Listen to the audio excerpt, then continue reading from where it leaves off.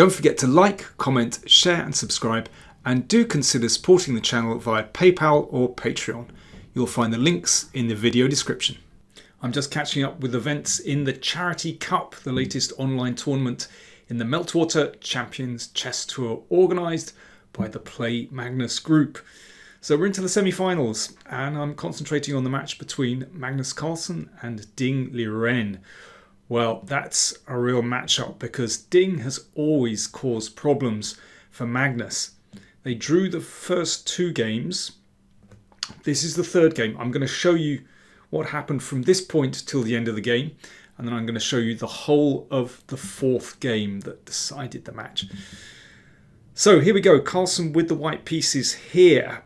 White feels like white should be better here, but it's very tense. I mean, I think exchanging here looks reasonable, and then perhaps Queen F3, but Black always has counter chances here. It's a tricky situation, but Magnus, well, he was in a hurry, and he could see Ding was short of time, and he pushed forward, and it does look like a very tempting move.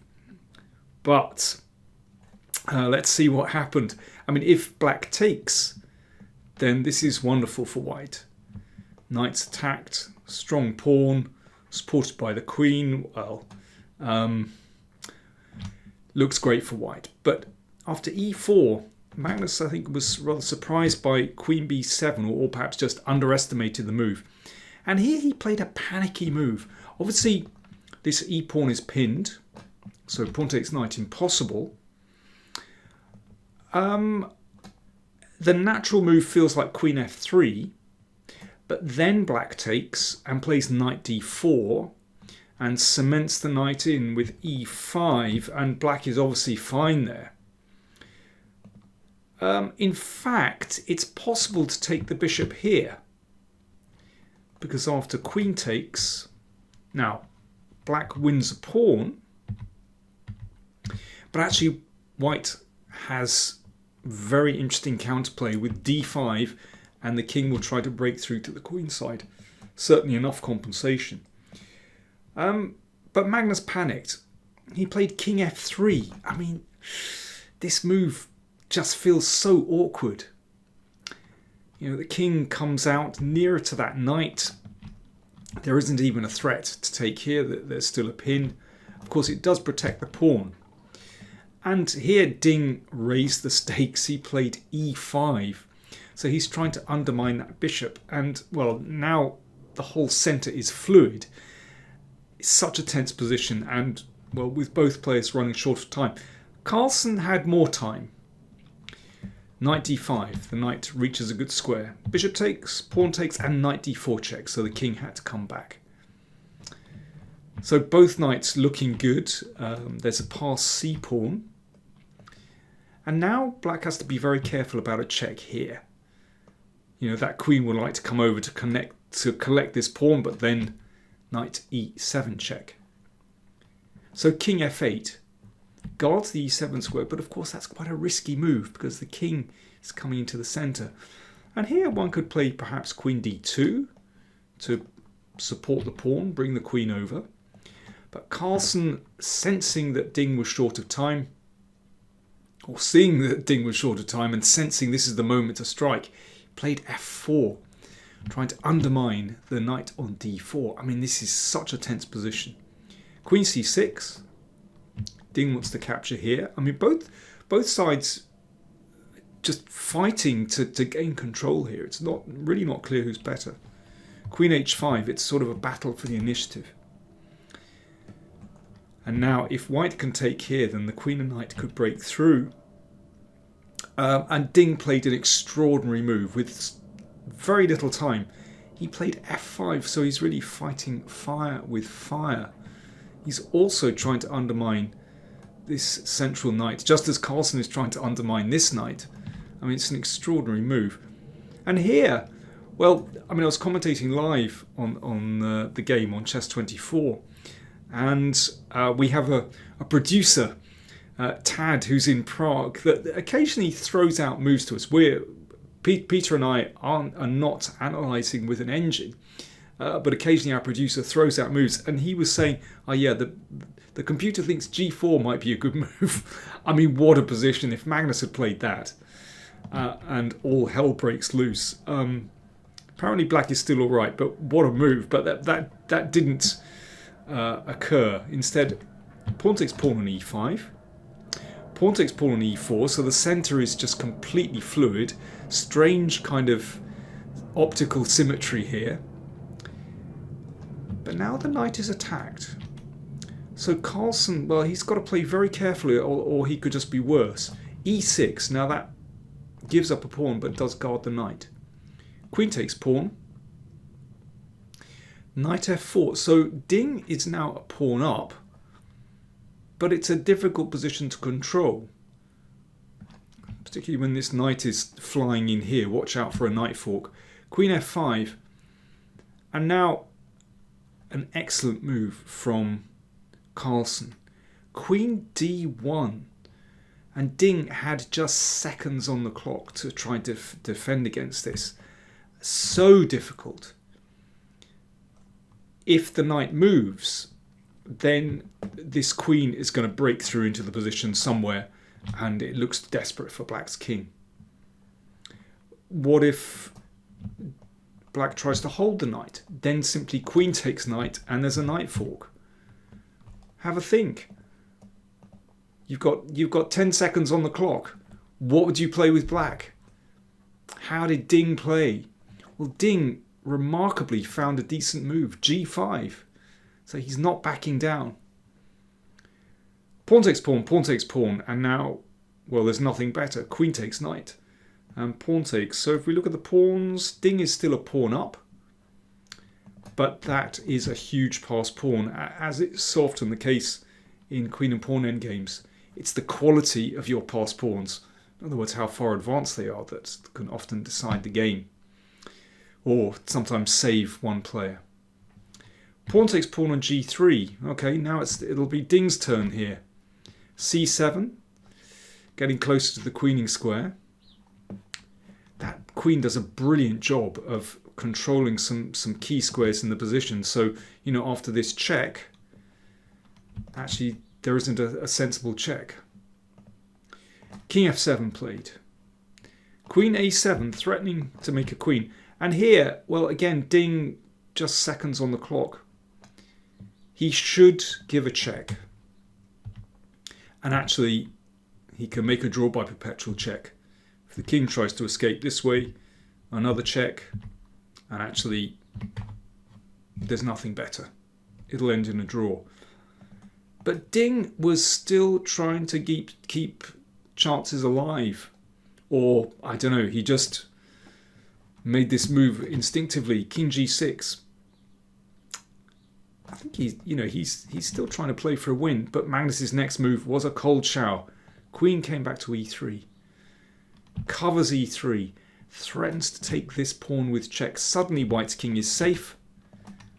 The queen can take here, and that pawn is massive on c7. In fact, black is now just completely lost.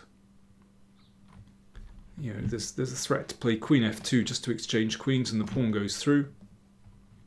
Queen e6, queen h3, that's a killer.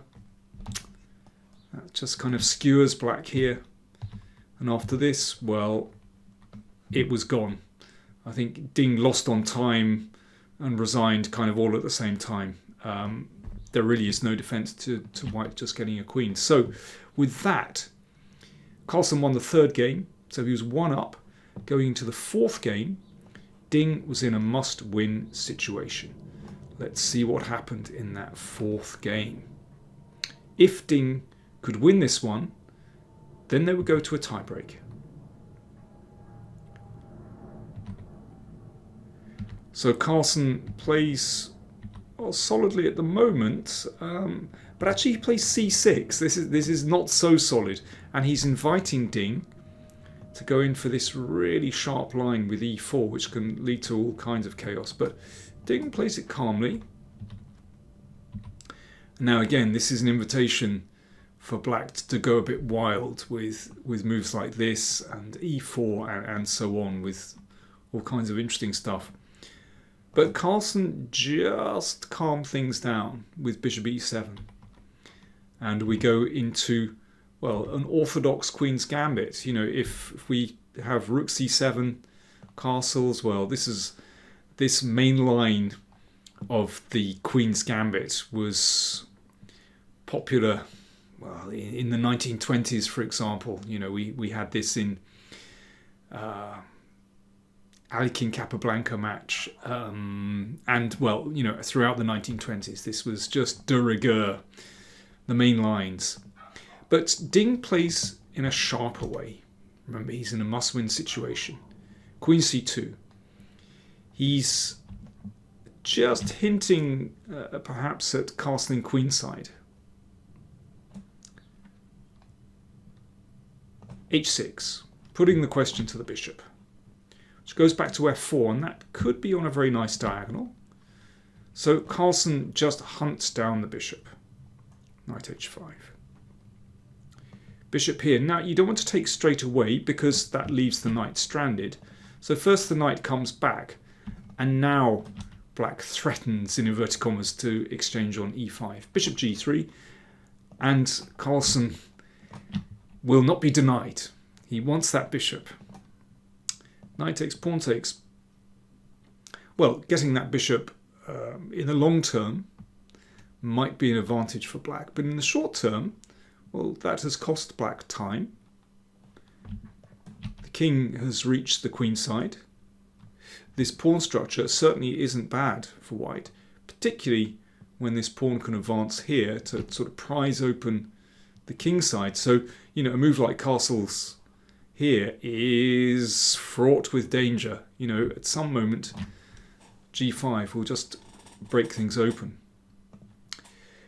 So Carlsen thought in this position, instead of playing the routine castles, he played pawn takes pawn and struck out on the queen side, developing his queen's bishop. King b1, that's just waiting to see where Carlsen commits. So again, castling queenside looks very dangerous. So queen b6, g4 anyway, why not? It could be useful. Carlsen played pawn to a6. So that's to guard this pawn, because if the king escapes to the queen side straight away, then knight takes pawn. You can see there's a pin there. So a6, and also guards the pawn. It can be useful for when black breaks with c5. That's the move that black is trying to achieve to free the bishop on b7. So that gives Ding the chance to play g5. There's a pin here. Castles queenside, and now this is quite a big decision for white. When I was commentating, I have to say I was very tempted by g6, undermining the pawn on e6. If that's taken, then black structure looks very poor, white structure looks beautiful. Or f6, and one could perhaps play slowly. It's also possible to dive in with d5, that's really interesting.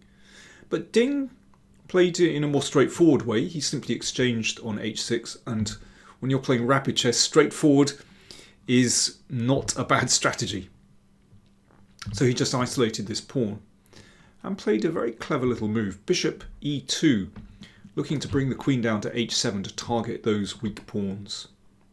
So Carlsen had to play f5, so things sort of opening up a bit. That pawn is potentially weak. And here Ding looked to try to break those pawns straight away with e4, trying to get through to them. There's an alternative strategy which my computer suggests, which is a3 and then b4. Now, against this structure, this is a very common idea to sort of fix those pawns, preventing c5. It's unusual here when the king is on b1. The king feels a bit drafty, but, well, it positioned the sort of very very sharp very ambitious. It can backfire on white, but a very interesting way to play. But e4, somehow it's more practical. F takes e4, knight takes e4. So if white, well, once again, if white can, bind black and prevent c5 coming, then white is doing pretty well. King b8, rook c1. So it's all about preventing c5. And this is a really difficult position for black, but it's incredible how Carlsen manages to sort of wriggle his way free. He played queen c7, certainly not an obvious move. So one thing is it's guarding the e5 square, so he's potentially looking to break out with e5. So for example, if g3, let's say covering this square, we'll see why that might be important in a second, then e5, and then c5. So this pressure here, and if white exchanges, then black has sort of broken down white's centre and has good chances to equalise. But after queen c7, Ding played a3, just giving king a little bit of room. Queen f4.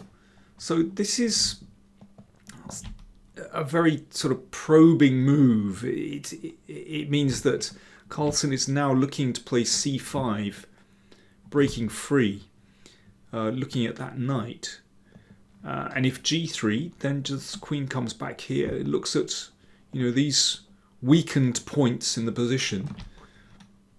So Ding played knight fd2, and Carlsen break to guard this, and Carlsen breaks anyway. It's a really strong move. Point is, if white is going to capture everything on c5, at the end of it, that knight is loose here. Well, let's just show that very quickly. Here, and you can see that hangs. So g3, queen f5, pawn takes pawn. I mean, there really isn't much better for white now. Knight takes, and if this is taken, then bishop takes again. Notice there's a pin here, and black is absolutely fine. So, for example, takes here, and black breaks through. So Ding played bishop f3. Remember, he's in a must-win situation, and that is not easy. In fact, Carlsen has a good move here. Queen takes. If that's taken, then black wins material, or knight takes, queen takes, rook takes knight. Well, basically black is more than fine here. There's slightly long line here, but the queen needs to cover this pawn, and queen f5 forcing exchange of queens. Black is just a whole lot better there. But it went bishop f3, rook c8. Instead of taking on f3. And this is also better for black. Simple way to play. Knight takes, rook takes. I'm sure Carlsen was just relieved to see the queens come off the board, and well, he could see that if anyone is better in this position, it is black. Why is that? Because look at all these pawns. They're all on dark squares, and when black has a dark square bishop, that is a nice situation to be in. They're all going to be vulnerable at some point. And added to that, the black's king can very easily march into the middle. So black has the advantage here. It's going to be very difficult to hold. Bishop c5 targets the f2 pawn. Knight here. Now, very nice little move, f4. If pawn takes pawn, can see that's a passed h pawn. In fact, black doesn't need to capture this one straight away. King c6, the king can come in. It might go this way, it might go that way. Basically, it's better for black. Ding played g4, bishop takes f2, knight f5, and here Carlsen played f3. King c6 should be a winning move for what it's worth, but yeah, by this stage, kind of the tension had gone out of the position. Remember, Carlsen just knew he needed a draw.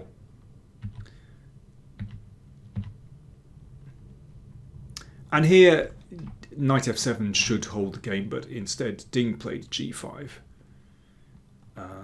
King e4. Now it's tricky.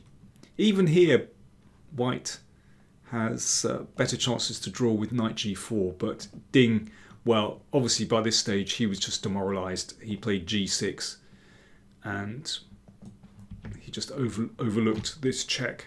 Bishop e3. Black wins the knight and the game and the match as well. So Ding lost the games 3 and 4. Carlsen goes through into the final. I mean, it was such a fascinating match to watch, actually. So I think the players are so well matched. You know, fighting fire with fire the whole way. You know, neither player backed down. But Carlsen just had the edge at the critical moments, basically. So we have a final of Magnus Carlsen playing against young Krzysztof Duda, who defeated Lei in, well, another very, very tense semi-final.